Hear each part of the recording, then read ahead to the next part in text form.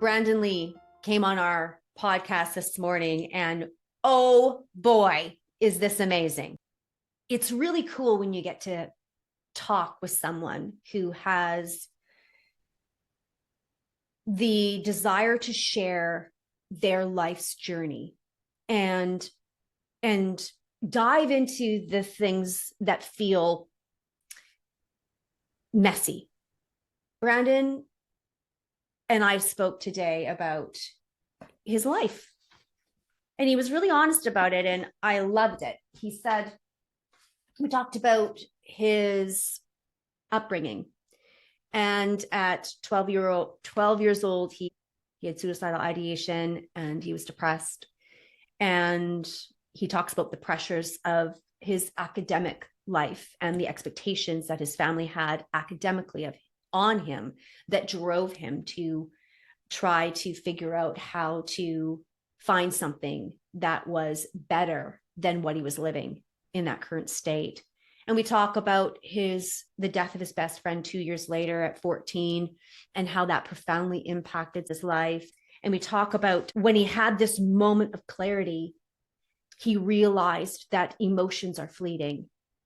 And that was the profound opening for him that checked his self-talk narrative, checked it and said, wait, if emotions are fleeting or temporary, then maybe I can feel better. Maybe I can be better.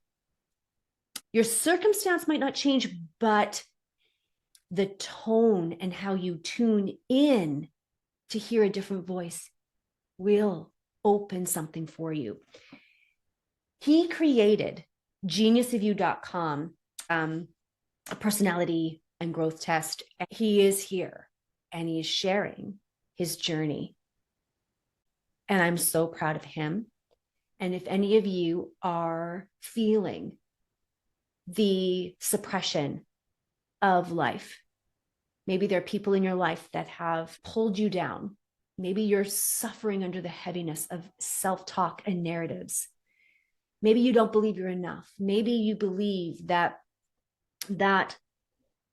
anything is better than living the life you are living right now. Maybe you have suicidal ideation. Maybe you feel empty. This is a conversation that can change the tone of that narrative. It is a different voice. There's a tuning in. There's something different here with Brandon. And I just feel like it's a privilege to have had this conversation with him. Please join me and Brandon as we talk about his life. Well, you make me laugh. I make you laugh? How so? It's like I'm reading your stuff and you say you have all this incredibly serious things that have happened to you in your life, and you list, at 12, at 14, at 18, and you go through your life, and at the very end you say, I want to show you that I'm not a total nut job, which makes me laugh because that's a term that I use all the time. And Sure. then you say, I've never drank a cup of coffee in my entire life, and that just floored me because I don't live without this. Yeah, I've never tasted a cup of coffee in my life. Good Lord. I mean, I guess more power to you. You don't even know what you're missing. It's true. I mean, I guess the closest is I've had like tiramisu and like coffee flavored things, Sure. and I'm not the greatest fan of it. So like that's my proxy for saying maybe I don't like coffee. Maybe you don't like coffee. Yeah. I mean, so do you ever need caffeine or do you drink pop? Like, how does that work for you? Nothing. I don't, nothing, just straight water. And then if I'm tired, I take a nap. Oh, I wish that was me. I Yeah, wish that was you. I also used to do this thing called polyphasic sleeping. I don't know if you've heard of it, but Never basically heard. it's like this formal thing where you take a nap every 4 hours. And if you do that, you can actually reduce the amount of core sleep that you need at night. And I used to do that. So I got a lot of practice napping during that like maybe that Okay. 6 months that I tried that or something. To nap every 4 hours? would bring Mhm. me back to infancy. Maybe that's what we're all destined for. I would imagine eating and sleeping. Yeah, that's what we end up dying before we die. That's mostly what we do, eat and sleep. That's what our grandparents are doing. Totally true. Which is interesting to me because, if we follow that thread, that's really quite cool, Mhm. actually. Because do you think that sleeping part for you was sort of a healing thing that could help you with some of the events that have happened in your past experience?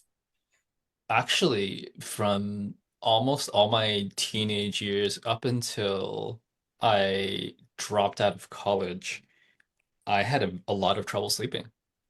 Like Wow.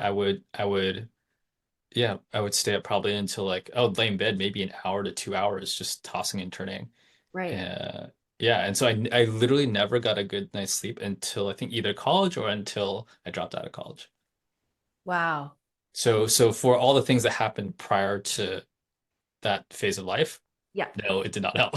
Like I mean I think I wanted to sleep and I wanted to it was like maybe a form of, of escape, but Yeah. I wasn't very good at it. So Right. And do you uh, think that was because your brain was just rolling and constantly on? Like some of this is traumatizing.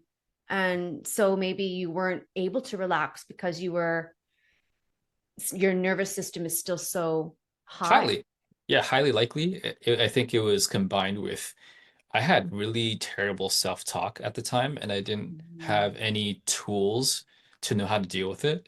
And I didn't have any relationships that were close enough that allowed me to verbalize any of that or really process through it, get a different perspective. So there was no one really to help me let me down from my own emotions, so to speak, and Yeah. my like skepticism, my worst tendencies and worst, deepest, darkest thoughts at the time. Mhm. Um, yeah, and I felt like I had no escape because when you're in high school age, you all you have is high school, and you can't really change your environment very much. So so it's a mix of can't change my situation and don't actually know how to deal with my situation and no one to talk to, which is like kind of a trifecta for getting depressed. Absolutely. It's a perfect storm, really. Yeah. What's interesting to me is that I I have four kids. So four, Mhm. three adult kids, and our youngest is 16 almost. Okay. So I Yeah. kind of know that what you're talking about here with that trifecta because um high school for my kids, I said to them, listen, I know you like we want to set the bar high. You need to get good grades and we want to support you. And so we did. Hmm. But I also had in my mind that it was like the game of survivor. Yeah. And that is really hard for people. Hmm. So you say, if we can just jump in, you say at 12 you were suicidal and depressed. Hmm. That's early. That's early. And so what in your hindsight, your what have you felt was sort of the reasoning? Was there? Can you pinpoint something Yeah. or it just became you? No, I think it was pretty clear. I think it started because my relationship with my parents changed because my relationship with my parents' relationship with how I did in school was just very stark. Like basically elementary school was fun and games, and like there was no pressure externally to do well. There was no there's just no pressure. There's no active checking in. It's just like, yeah, make sure you do your homework and that's it.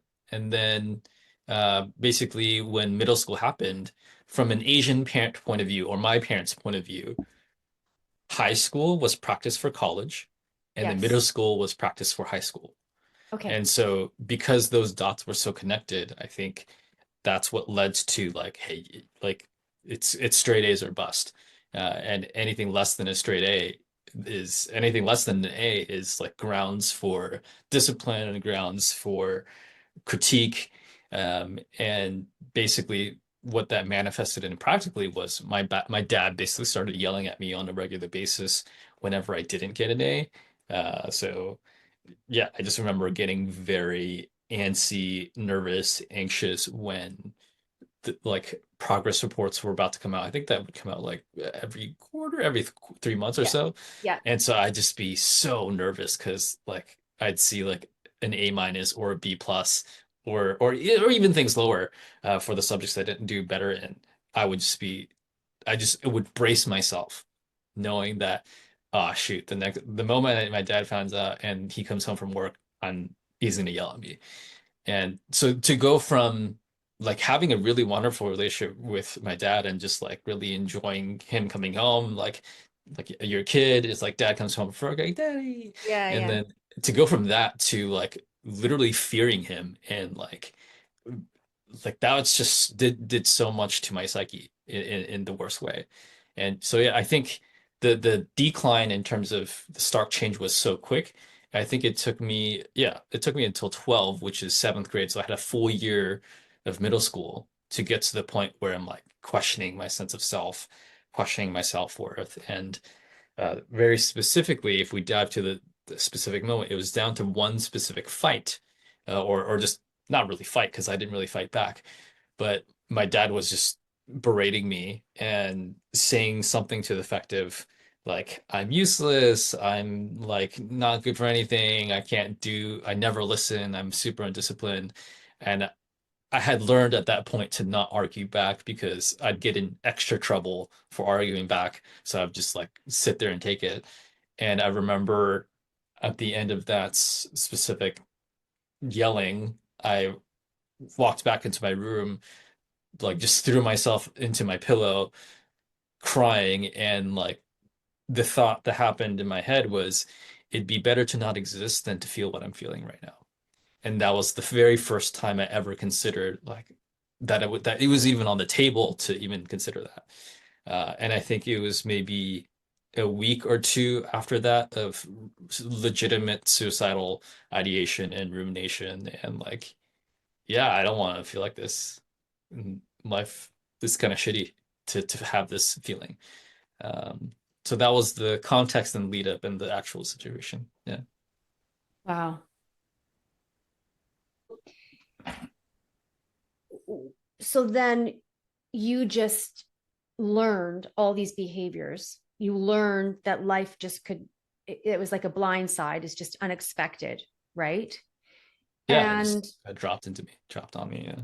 yeah, yeah, it kind of just what you had been, the safety, the love and the kindness and the compassion and the joy that you had all of a sudden one day just kind of, there was no talking about it, there was no.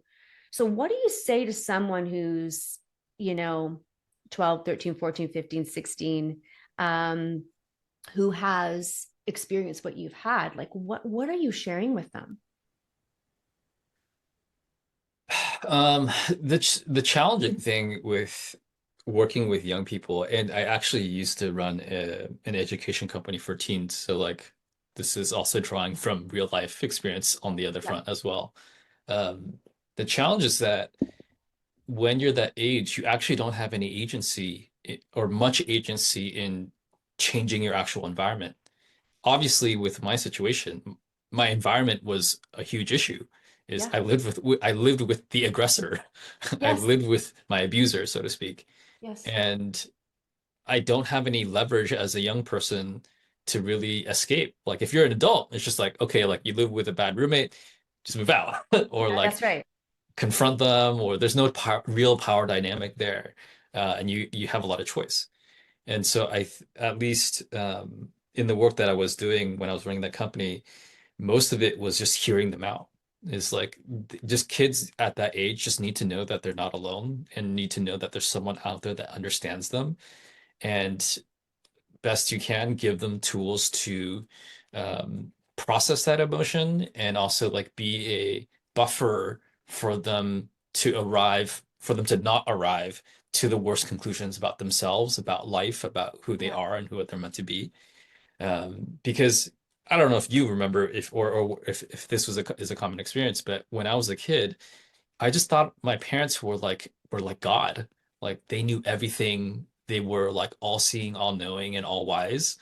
And so like I had that, so like to have that, I still had that perception of my parents when my dad yelled at me. That's why it landed so painfully, because it's like this guy who like I so look up to, he's like shitting on me right now. So he must be right. Or like I don't have any counter evidence for myself. I didn't have any sense of self at that point to counter that. And so that's what I would be doing as someone who's speaking to a young person who's in that situation where it's like, Yeah. hey, like your parents are flawed. Like they're normal people. They have difficult lives as well. They have stresses, they have baggage, they have trauma. And Yeah. like sometimes they're just taking out their anger on you and you have nothing to do with it. You're actually okay. And these are the kinds of things I would tell kids that I worked with that did have a depression. And that I would like to think that that helped. This was maybe like 7 years ago, and I haven't really followed up with any of them. But yeah. What tools would you give to the process? So if you could give a few tools, because we're going to jump down your line here, and I want to. This is so important. I want to Mhm. just offer everything we can right this second, so that when we move to the next, there's nothing, nothing left out there. So tools for this process, because as someone who understands, and I understand as well, Mhm. with my life experience, there's no buffer. So, what have you shared with other people that can help them as a 12-year-old buffer themselves? Mhm. Yeah. So like I said, the two layers are like learning how to move through the emotion.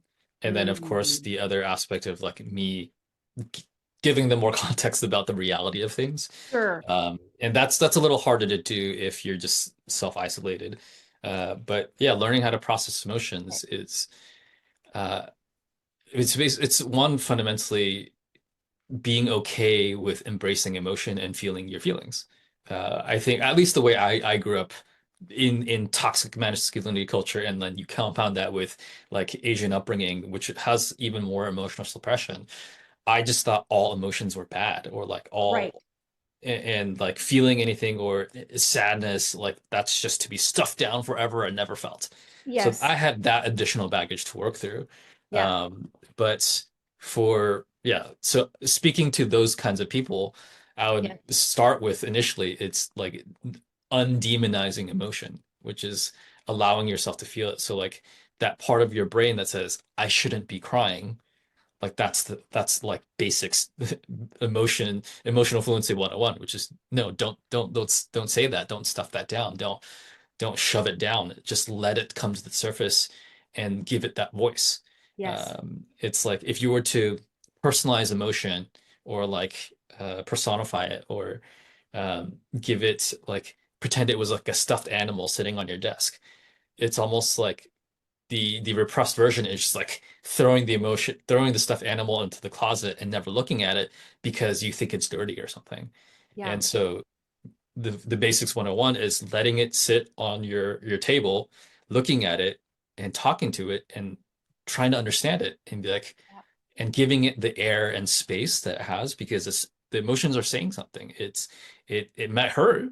Yeah. It might hurt to hear it, and it might be really sad or depressing to hear the kinds of things that emotion is saying.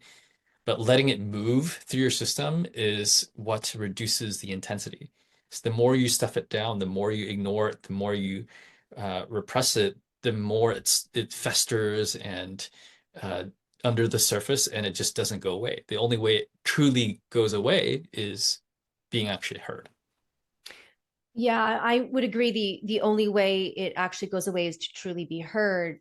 I would also add to that over the course of my life, I've learned that emotion really means energy in Yes, motion. And so, absolutely. and if you and I were to keep, diving into this particular point here, for me, all of my work has come from the somatic work, Hmm. learning how to feel. Yes. So, firstly, there was a dissociation Hmm. from the emotion Mhm. and to how it was impacting me. So when it would come out, then I'd say, okay, here's the way it comes out. And sometimes you'll find yourself, it's embarrassing if it comes out some way. Like you don't really know when that little feeling of anger or whatever is going to come out.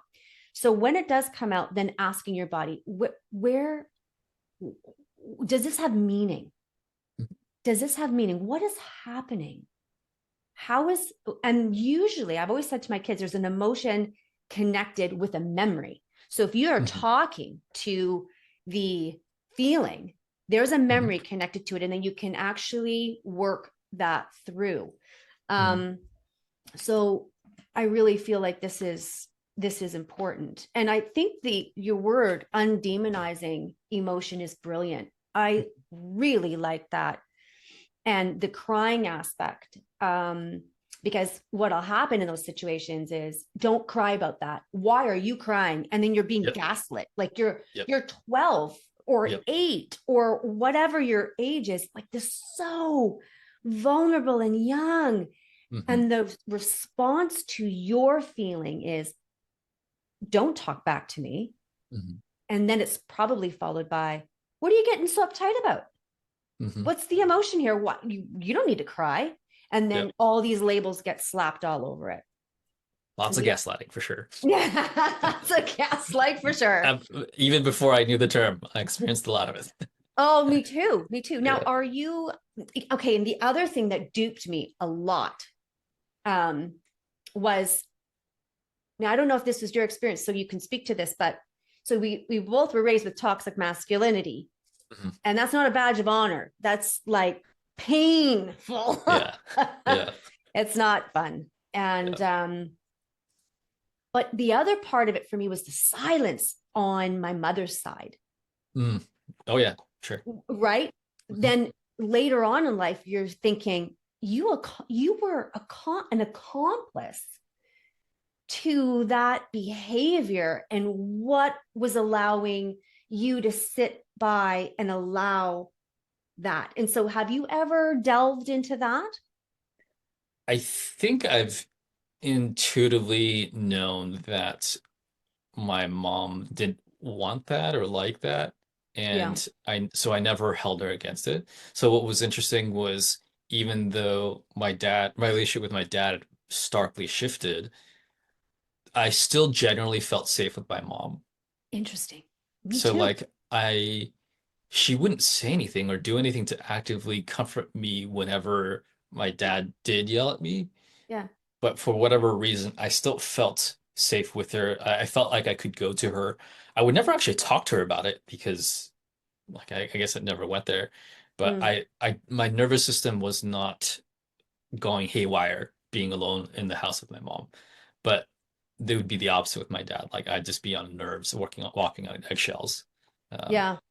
I never had that interpretation with my mom, and I never talked to her about it, confronted her about it. It was just that just kind of was the Yes, situation. I agree. For me, it was the same thing. It, never really. I did talk to my mom about it, but even now, as we are older and she's older, I haven't. It's not as big of a focus for me, Mhm. and I don't. And I think it's because she's open. She's honest and saying, "Yeah, that was not a good thing for me to do, and here's why." Are you in relationship with your parents still, or? That is a long other story. But the short version of it is my dad left, basically like went on an extended business trip around when I was 16 or 17, and basically after a few years emailed my mom for a divorce. And basically from that phase, so basically from the last time I had a face to face with my dad was when I was 19, and basically he just left, just dropped out, like got divorced, got remarried, didn't tell anyone, no communication. And so I basically didn't have any relationship, any synchronous contact with my dad from 19. And it wasn't until um 32 I was part of my friends and I all decided to work on a relationship with our parents It was like middle of the pandemic. And so basically we had a commitment to once a week we would talk to our parents and then debrief about what that was like because all of us had some form of strained relationship with our parents. That's And then it brilliant. got to a certain it's I basically started with my mom at first. And basically I think about after 6 months, I said to the group, oh, I think I'm ready to talk to my dad again, or like reach out to my dad, and like to all of their shock and my own shock, I'm like, Yes. am I really saying this? Yeah. Yeah, and so I started talking to my dad again. I texted him, scheduled a time to chat, and yeah, we started catching up again. We like kind of picked up to get to know each other as adults for the first time, and it was Sure. really strange. And basically, fast forward a few months after that, I visited him for the first time um, in person at his home in Florida. So am I still in touch with my parents? I've done a lot of work on that front. My relationship with my mom has been kind of tense for most of my 20s because I was just very unavailable Mm, in terms of be with her and like having a yeah. relationship with her because I was sorting my own life out.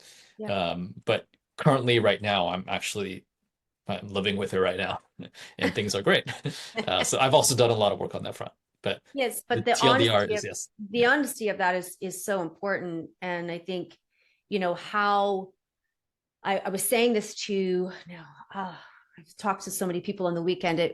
I said it to somebody, and what I was saying is, you know, our parents, they only knew what they knew, and Hmm. they gave us the shame. They put the shame on us. They put that onto us, but it wasn't who we were. Yes. And when you move to this time where you're talking to us about the contrast from what it is now, that you weren't a total nut job, in your words, um, then I think that bears itself out, because the shame wasn't yours and the Mhm. anger wasn't yours. And yet, as a young man and a young woman, when we were kids, it was our shame. We Hmm. believed we were Yes. shamed.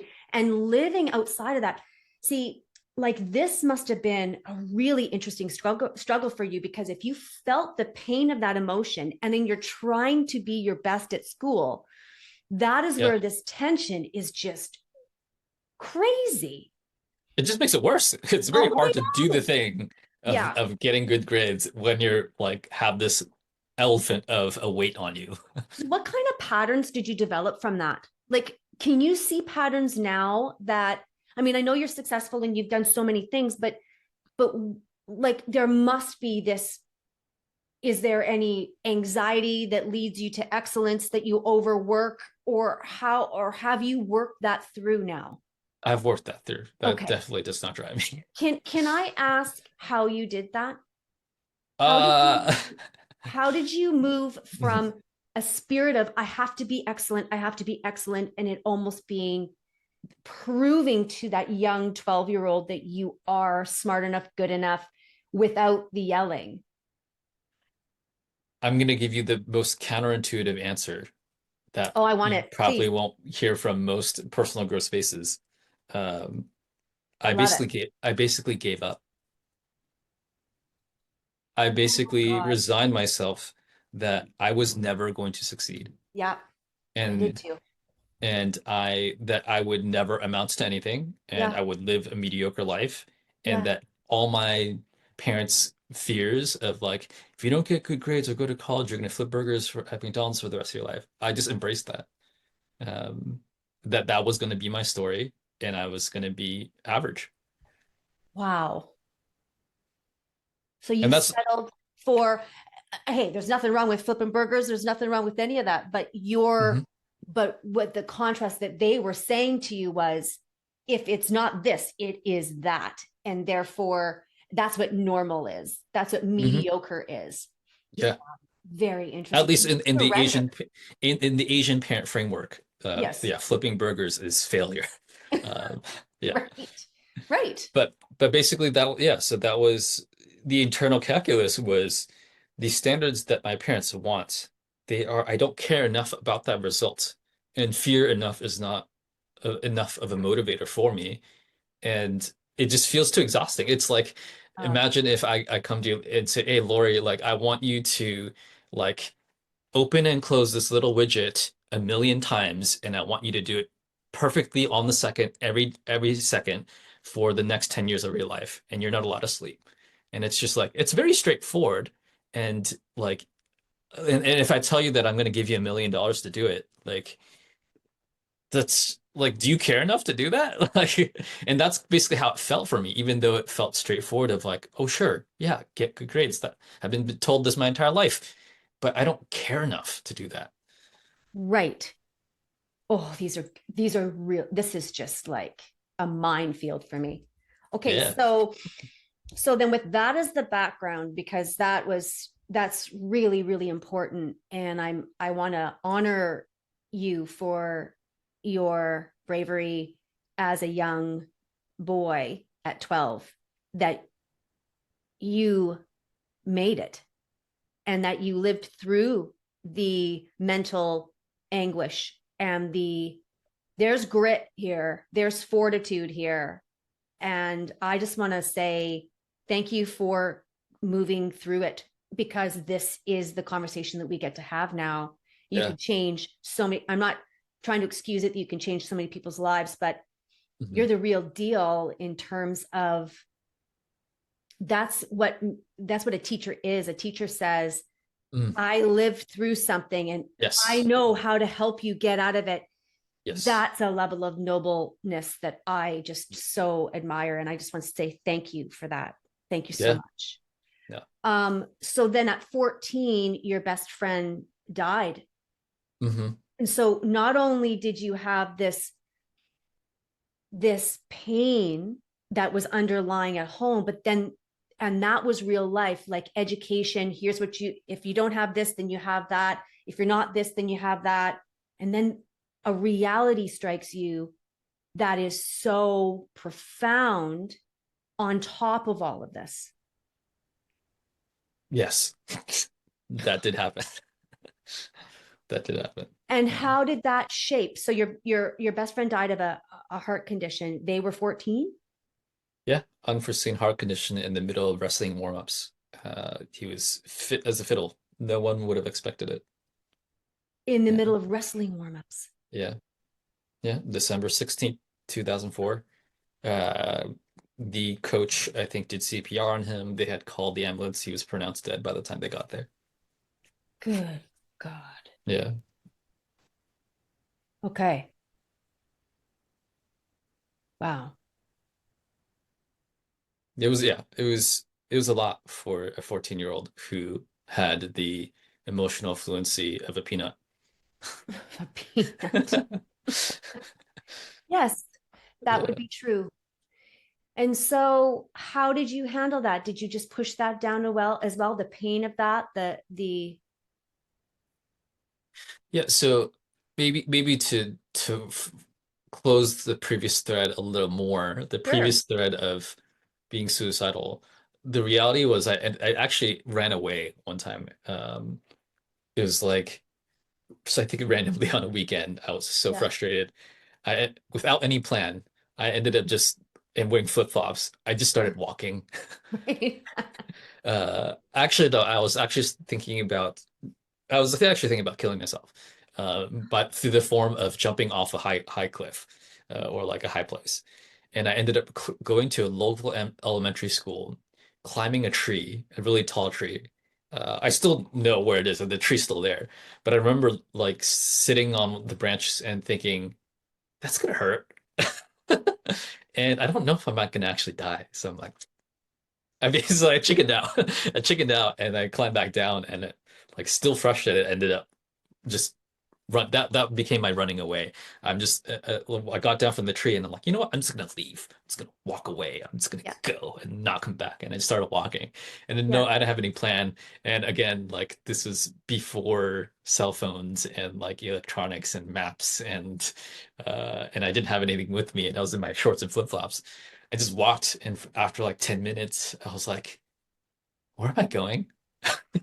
And like where's the plan? And I'm like, I don't know. I just feel stupid now. This feels like a long walk. And but I had like some bit of ego around it. I'm like, well, I can't just go back. That'd be stupid. I Right. feel stupid just going back. So I'm like, Right. I'm gonna keep walking. So ended up walking to the house of kind of like a older sister figure. She was like the only person that I actually felt psychologically and emotionally safe with, and showed up at her place. She knocked on her door and she's like, "What are you doing here?" And I'm like, "I don't know. I ran away." And she's like, "I'm gonna call your parents." And I'm like, "No, that's the Don't exact opposite of don't what do needs to that. happen. But like deep down, I knew I'm like, she's probably right. So she ended up driving me back home, and like, I don't think anything happened. Like my parents never talked about it. It just that just happened, and Yeah. so that was the culmination of the like better to not exist kind of thought thread. Mm, Um, and having trying to actualize it for a bit, I basically this is not very conscious because I think I didn't have that much self-awareness at the time, but I think it was intuitive. But basically, the intuitive conclusion was these emotions are fleeting. How I'm feeling is fleeting. Because I went through the process of I'm angry about life, I want to kill myself. And then to the point of I'm looking at the top of the tree and be like, I don't want to kill myself. That's gonna hurt. To like walking right. away in protest and like I'm gonna make my parents feel bad. And then like 10 minutes later, "Oh, what am I doing? Like, where's that feeling?" So I went through two intense reps of really feeling something about the reality of life and what I wanted, and then 10 minutes later realizing the complete opposite. Yep. So I'm like, yeah, so everything that I'm feeling is kind of temporary. Yeah. So again, I didn't have this like clearly articulated in my mind, but I think my body knew it. And so after that happened, I never really seriously considered that level of ideation ever again, even though nothing about my circumstances had changed. And so Mm, something about that experience sat with me in a way that made things more bearable. It wow. wasn't anything articulated. It wasn't anything like if you interviewed me at that time, I'd be like, I probably wouldn't have any words to describe any of that, Right. or like what I had learned or what shifted. But I think that's what happened. So with that as the backdrop, going leading up into my friend Kevin passing away, like as even somehow that sounds shittier than what I had experienced, Yeah. and in some ways maybe an equivalent level of shitty. Um, yeah, I that didn't make me more or less like wanting to leave the world or not. It was just probably the most intense form of grief that I probably faced in my life, but I didn't know how to hold it, right? Because I hadn't changed any of the competence that I had around emotional fluency. I didn't Right. develop any new skills in the meantime, Right. other than like this undercurrent knowing that of like, oh, maybe feelings will pass. Literally, besides that, I didn't have any more tools to grapple with his death. So, if anything, it just was this elephant that sat in the back of my mind for about probably about 10 years, actually. Yeah. I actually sat with that undigested grief for more than 10 years. Yeah. And how did that come out? Yeah, it literally wasn't until I think 2014 or no, 2015 or 2016. Uh, I was now 25, 26. I had now done 5 to 6 years of personal growth work. Yeah. I had taken classes on Yeah. emotional fluency. I had friends that I could talk to about emotional fluency. I learned about therapeutic modalities and been through a handful of them. And it wasn't until then that it was like coming up on the anniversary of Kevin's death that I was thinking about it and realizing that I had more tools to face that, and also realizing that I had never fully metabolized that experience. Right. Um, so I think, yeah, it was around that time I decided to actually drive back to his grave and just visit him and sit with all the everything that we've been talking about. Just sit with Right. all the emotions that came up that that I had never really held. and given space too. So I think I was there for maybe an hour, 2 hours or something, and just aired all those emotions and journaled about it, gave it the space, ended up writing Kevin a letter Yeah. that I had never gotten the chance to do, Mm. to kind of close that thread of saying the goodbyes to him that I never really had, and letting that young version of myself fully grieve, and say everything that he wanted to say. Um, and and I think after I wrote that letter, actually, after I wrote that letter, I felt really complete about it. Right. Um, and that's how I guess I finally released it. I think a lot of my social anxiety at the time was I think that I had some script or narrative that Mm. said that there was a correct way to interact with people. And Right. I think it was combined with seeing very socially confident friends conduct themselves and seeing the gap between where they were and I was, Yeah. and feeling utterly incapable of doing what they were doing. And so I was comparing myself to this other standard of how like peak humans operate and behave, and felt like I couldn't do that. So because I couldn't do that and didn't know how to get there, I just tried to be quiet. I'd Mm. rather not make mistakes. And so I think it was actually tied to um, incredibly low resilience, plus having, yeah, on top of that, very terrible self-talk around making mistakes. Yeah, I guess now tying back to the thread, it was probably because of my dad yelling at me about grades and creating a lot, teaching Sure. me how to shame myself, Right. that that shame carried over whenever I didn't do anything, or whenever I did anything with low competence, Well, yeah, like a great example of that is, you did your best on that math test because you know how hard you studied. or how hard I didn't study. Well, right, because in his world it was how hard you didn't study, and in Mm. your world your efforting was what it was Yes. for the Mm. capacity of a 12-year-old, for a Yes. capacity of a 13, 14-year-old. So you Yeah. were doing what the capacity was. Mhm. Therefore, that self-talk becomes all about the fear of, Mhm. if I can, if I do this thing, if I do this to the best of my ability, it's still never going to be enough. Yes. Mhm. Correct. And the compare and the contrast is part of it too, right? Because you're looking at people and you're not able to, I mean, Yeah. we don't ask questions as young kids very much when we've learned to be quiet. Yes.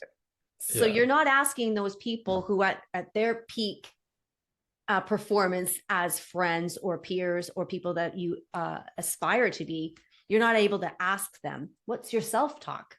You Yeah. don't have that language. Yeah. It also doesn't help that when at least my high school experience was very like additionally toxic, in the sense that like anytime you admit weakness, it's just grounds for getting made fun of and Right. getting like soft bullied by friends. I feel like that's a weird like jabs. Like I don't know, there's a line between bullying and like friends that are giving you a hard time, and like I think at that age I think it's soft very bullying blurred. is appropriate. Yeah. I mean, we yeah, people do it all the time. Yeah. It's not that blatant bully, but Yeah. it's the quiet one. Yeah. And then you can get gaslit for thinking it's bullying and not being able to take it, especially Well, it's I from didn't like mean that. friends. Stop being overly sensitive. You're always so Yeah. sensitive, right? Then that's the gaslighting piece. Yeah. Yeah. So it was is largely that. I think that was a very big variable that kept me from asking those kinds of questions. Yeah. So then when you begin to get into your 20s and live that life and do the things you find love, you break up, you start businesses, you do the things. And then is there anything in there that you want to talk about? Like we still have many age levels to go through, but I also want to get to how you're not a nut job and that you're an amazing human and you were an amazing human before. We're just joking about that because that's, again, if you've been listening from the beginning, that's what Brandon says in his email. But I want to talk about how you move people into personal growth and development, because I find that incredible. Is there anything from the 20s that you want to talk about that framed and that is sort of an undergirding experience that then catapulted you forward into the next phase? Yeah, so yeah, the most key experience is going from the social fluency of a peanut to feeling like I knew how to navigate the world of people very easily. So Right. that transformation, I think, had the most impact on me. Firstly, on a macro level, Mm. because that happened in such a short amount of time. I think maybe in the span of like 6 to 9 months, I went from that social awkwardness to, oh, I can talk to strangers. I'll talk to any stranger. Like I Or can have anybody. conversations with anyone. I can Yeah. talk to anyone. That shift is like so stark. And I remember at the end of that journey, the end of that 9 month journey, realizing like, oh wait, I can change. Like it just Uh, that yeah. undid like 7+ years of narrative that I suck at things and I'm Yeah. not good at things and I can't get better at things and I'll never be enough and I'll be mediocre for the rest of my life. Like Yeah. experientially, like no one could ever take that away from me. And experientially, that like the implications were like absurd. I Because know. I'm like, if I can change this, like putting two together, if I can change this much in 9 months, what can I do for the rest of my life? And I was like, whoa, I'm excited to get old because it just became so obvious. I'm like, Right. I, I did that, and then I'm like, what? I can do that? Yes. It changed my life. And I think that was probably the 80/20 in changing my life. Of How old were you? that period happened probably between like I think somewhere between like 17 and or like 18 and 19, somewhere between 18 and 19. Very cool. Yeah, I think it was maybe I think it was this summer after I finished high school, so right before I went to college. Yeah. So that summer, so it was probably yeah, it was 2008. So yeah, I was Yeah. 18. Yeah. Because I know people have like I have struggled up until 6 months ago. So I'm almost 50. And so 6 months ago, it dawned on me that the narrative since I was 6 years old doesn't I can begin to change that and turn that Yeah. around. That's a long time to have that. And yeah, a long time, but inside of that, my context was that I was chipping away since I was 17. I Mhm. went for 1 year to therapy, then I never went Mhm. back, Mhm. and then finally went back last year. And all that time in between 17 and 40, just being 49, um, I learned on my own, and I was unraveling the all of these things that you talk about, Mhm. unraveling those pieces and Yeah. pulling myself out of those things. But the last thing to go was the narrative, like, and this realization, my words, my words are the universe. Mm. I Yeah. can create a new Mm. world Mm. with my words. Mm. And I'm Yeah. going to catch myself when I say, I am X, I am this. Yeah. And when Yep. I think it, I'm going to catch myself. And, interestingly enough, I would set my alarm Hmm. on my phone every hour. And Whoa. I made a big choice. Hmm. So that was 2 years ago where I said, I'm not doing this. I can't do this. Like, this is excruciating, but Hmm. it's also like, it's debilitating because I'm trying to do all these things and I can't do it. So what do I need to do? And so Hmm. that was setting a timer on my phone every hour, and it would be 5 minutes.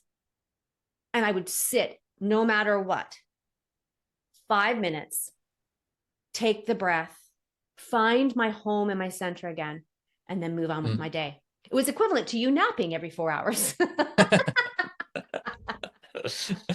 Yeah, but you were actually getting like girding yourself, where I was just mentally, physically recharging.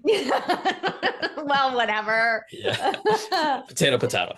I think, yeah, exactly. I think that, there's a lot of power in laying your head down in the middle of a busy, chaotic day and saying, nope, gonna honor my body. So I think there's a lot of power in there. It was the same power of, nope, I'm gonna honor my body and I'm gonna sit for 5 and take my breather.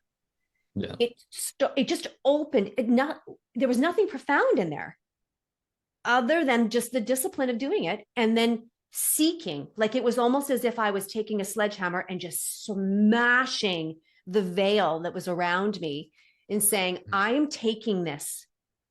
I'm taking this. This is mine. Yeah. Yeah. Well, I think a lot of people have a lot of self-talk that they don't consciously observe.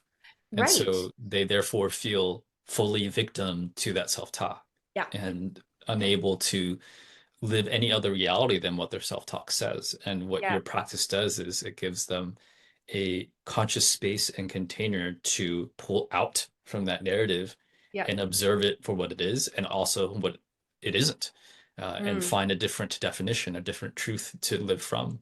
And so I would say that's absolutely profound. And most people don't learn how to do that till very late in life. So yeah, absolutely. I think it's very powerful.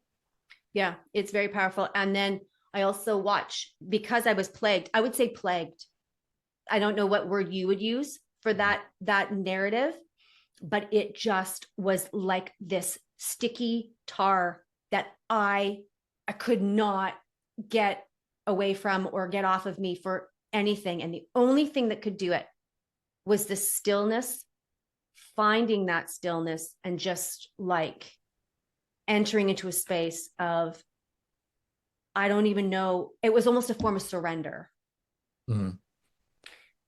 Okay. Yeah, I mean, yeah, that was what I experienced. That's why I couldn't go to sleep. Yeah, right. In high school. Yeah. So yes. Right. Yeah. Wow. It's like having all that chatter in your brain. It's really hard to go to sleep too, because you just constantly feel bad and just are in a spiral of feeling bad. Well, and not only was I in a spiral of feeling bad, I was also in the spiral of, oh, I didn't do that today because I could barely get it to my desk. The procrastination, the fear of being seen. Ooh, yeah. Like, why would you want to be seen when you've been squashed your whole life? Yeah. Yeah. Yeah. Yeah. Yeah.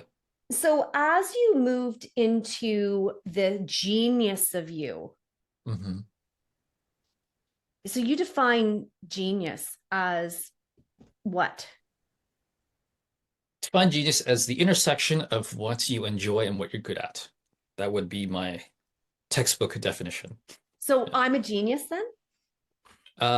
Everyone has genius. Everyone has underdeveloped genius, and everyone has genius under that definition, because everyone has things they enjoy. And for those things that they enjoy, sometimes we're not that good at it yet. And then there's other aspects of things that we enjoy that we are really good at. So everyone has potential for genius, has capacity for genius, and everybody inevitably expresses their genius somehow. Wow. So then if that is ease and enjoyable, then work is less work.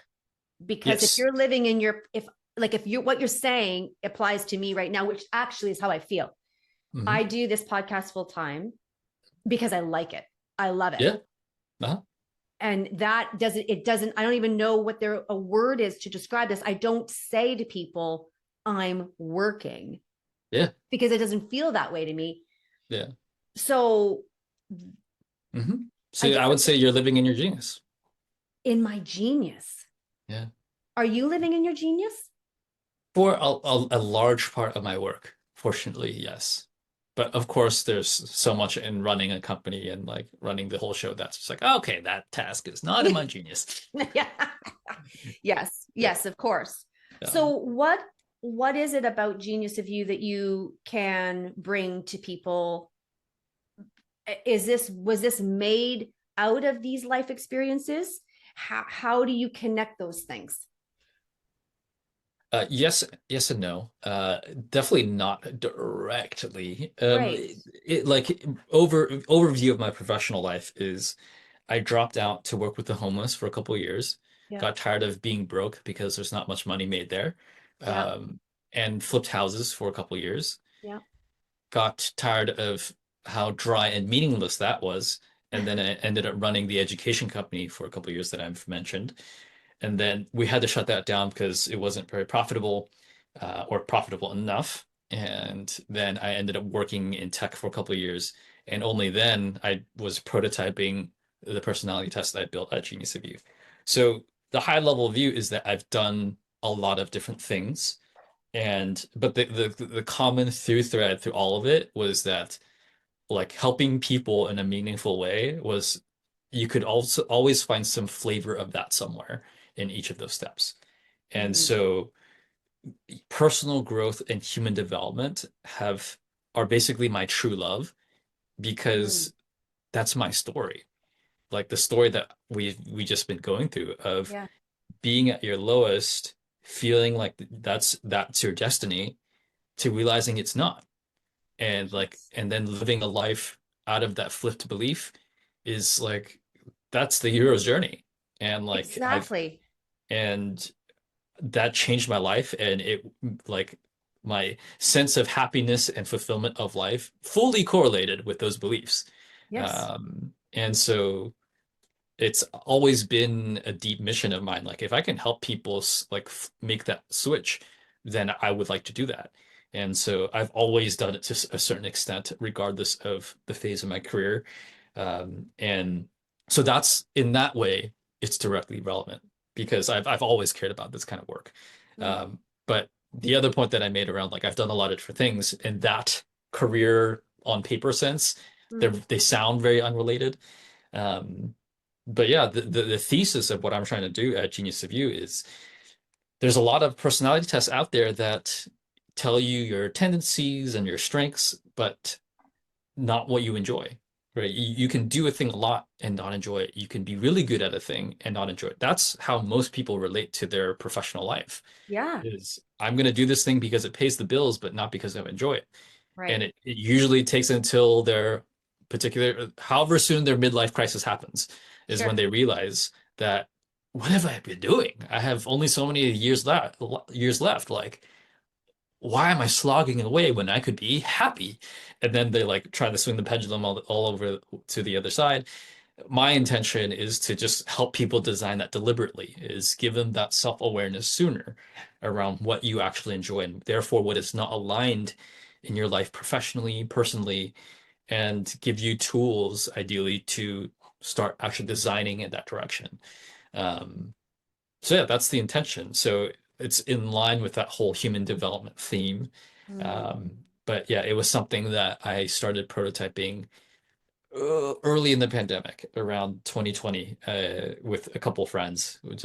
It started out as literally a worksheet where you come up with 8 moments in your life where you both enjoyed a thing that you were doing and it created an outcome you're proud of. That was literally the worksheet reflection exercise. And then it turned into a bigger thing, is the short story. so 8 moments in your life where you were most proud of? No, 8 moments in your life where you enjoyed what you were doing and it created an outcome you were proud of. Hmm. And so that's literally the seed of the entire personality test that I built, That's is amazing. I did that exercise of 8 moments proud and enjoyment with 300 people. 300 people, so that's like 200, 2,400 data points, 2,400 stories. Yeah. And those data points ended up informing the entire framework of the assessment that I built. That's incredible. Yeah, because basically it's like a shortcut of like if I talk to enough people who have done this to do this exercise, in theory, they should encompass the like the whole scope of the human experience. Yes. And so that's what the assessment is. It's condensing the human experience into these 7 buckets and like quantifying it for you and codifying it for you. So where can we get this test? Yeah, you literally just go to geniusofyou.com, and the main flagship assessment is totally free. You can just take it. It's 56 questions. It takes people about 10 minutes. Okay. And they can take it for free. And then I built a more professional career version, and that one's paid. But for your listeners, just put Lori as a coupon code, and then they get a discount. Well, that's nice of you. Yeah. Thank you. And that's like site-wide lifetime. So I think you can, because there's a lot of things that I'm still building out in the experience, like products, courses, workshops, whatever. That code will work as a lifetime code. So basically anything in the future that any of your listeners ever want to like experience that I build, they'll get a nice discount. Oh, I would love this. So I would imagine it would be like, so then the 7 pillars or 7 pillars or 7 buckets, did you It's say? called there's 7 geniuses that I evaluate every person on. Okay. Okay. And they can learn this at Geniusofyou.com. geniusofyou.com. Yeah. Goodness. I'm just like, I mean, well, how would I take the test? I download that. Mm-hmm. And then what if we meet again and we talk about the buckets? Yeah, absolutely. Yeah, I can send you the links. Take it. We can have a follow-up conversation because yeah, it is a whole other conversation. So right now it's just the 2 assessments, and you stay on the email list. And once I develop new things, I'll launch it. Yeah. Yeah. That's really cool. Yeah. I love emotions, and I'm Mhm. really appreciative that you have become fluent with Me the too. emotions. I'm glad I took that time to do that too. Yeah, I am actually, because it's Yeah. a lot. It's not natural for us to go into the emotional space. And I love, like I say, I wrote it down on the paper, like you said, I'm undemonizing the emotion. And yes, cry it out when you're sad. Just cry, let Yeah. it happen. Yeah. This is really profound, and I'm glad that it's led you to this space, and Mhm. I'm glad you're here. Like, I'm glad I'm here. Yeah. yeah, like, I'm glad I made it. yeah, yeah. The journey, like you said, the hero's journey. It's not for these people who, like anybody can have a hero's journey. I Mhm. think that's the beauty, is that if we can find love for ourselves, we are the hero. Mhm. If we can find love for ourselves, and if we can connect into any emotion, no matter Mhm. what it is, on what level, it doesn't matter. You're a hero in that moment.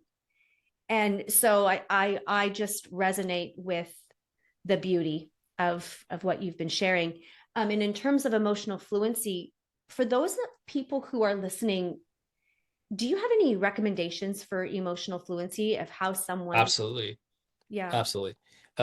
There's 2 things I would recommend. One is actually from the book that Genius of You is born from. Okay. So there was a worksheet that came from a book that I'm about to share, Okay. and that was the seed of the whole assessment. 15 Commitments of Conscious Leadership is, in my opinion, one of the most comprehensive personal growth texts. But so basically every single chapter in the book, there's 15 chapters, 15 commitments. There's a specific chapter in the book that's around feeling your emotions. That's so I would go through that single chapter if someone is looking to develop like some fluency on that front. So that's Okay. one. Two would be, I'm going to plug my friend's course. It's called Relating Between the Lines, rbtl.com. And this guy is a nerd. This guy has spent over 6 figures on developing emotional fluency, interpersonal capacity. He's bought all these well-known courses and frameworks. He's trained at Stanford. He was at one point one of the youngest facilitators at Stanford. What's his Um, name? Norman Tran. And Norman. yeah, Norman Tran, Tran. And it's Uh, and it's RB what? RBTL, Relating Between the Lines. Yeah. .com. And so and then he built a course synthesizing all of these communication and relationship courses, and basically into like a master framework and also a course. So basically, if you don't want to like cobble together all these different resources online and just want a centralized place from like a framework nerd around this. He just built it all out, condensed it all into one place, and basically teaches people how to EQ. People teaches them how to people, teaches them how to build uh, intimate relationships, vulnerable relationships, connected relationships, fulfilling relationships, all through this lens of emotional fluency and attunement. What is it that you could say to everybody if there was something you wanted to leave? I think I want to just tie together some of the threads that we've covered, the ground that we've covered, because I think maybe synthesizing it all into one might be more helpful. So like one of the key lessons that I mentioned earlier was realizing how emotions are fleeting. Like what I'm feeling today after a 10-minute walk, you can just like it's literally a refresh button, can be a refresh button to how you actually feel about things. Um, and the challenging with when you're not in a good place is that things feel like shit. And Yeah, so therefore you don't feel like you want to do anything. You don't feel like the future is going to get any better. And right. so one of the easiest hacks at our disposal is go outside, take a walk. In 10 minutes, you will feel different. Or it won't change everything. It won't change No. anything actually about your situation, but you might feel differently. And that's like a really meaningful thing to change. Mm, Because if you feel better, then your actions might change. So that's like one starting point that I want to hit a refresh button on. And I yes. want to tie it back to like the other point that you were mentioning of coming back to yourself. When you feel a particular way, you have all this narrative around what life is like, your own self-talk about like you should do this, should have done that, and like you're good for nothing. That's there's all these thoughts that Yeah. come with feeling a particular way. Yeah. But when you feel a different way, there's all these other different thoughts that come. Like basically it Yes. opens up this new path, this new channel of different thoughts. Hmm. And in your particular case, tapping in and grounding and like listening to that more still voice, it's a different flavor of voice, and therefore just colors their thoughts differently and helps you act differently. Hmm. Um, so those two, I think I want to tie that together of like, if you are not in a good place right now, remember that you can take a walk, feel a little differently, tune into a different voice. And when you Mm, do that, that just opens up life for you a little bit.